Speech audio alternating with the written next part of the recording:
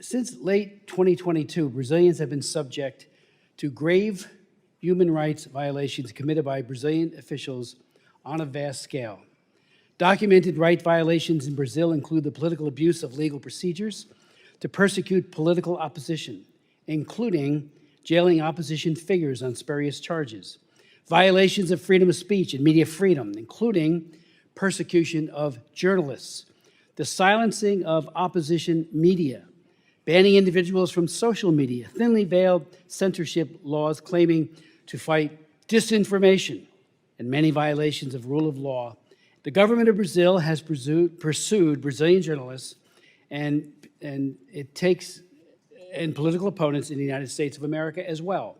It has used Interpol, red notices, social intimidation, threats of legal action and extradition, and according to one credible victim of transnational repression, has sought to use the FBI as a carrier or conduit to its intimidation. Now, this has been carried out with assistance from the Electoral Tribunal's Special Advisory to Combat Disinformation. It acts as a ministry of truth, so-called. In fact, the crackdown is largely in the name of one man, Brazilian Supreme Court Justice Alexander de Moraes. In late January of 2023, the New York Times reported, referring to Moraes, quote, this is from the New York Times, using a broad interpretation of the court's powers, he has pushed to investigate and prosecute, as well as to silence on social media, anyone he deems a menace to Brazil's institutions.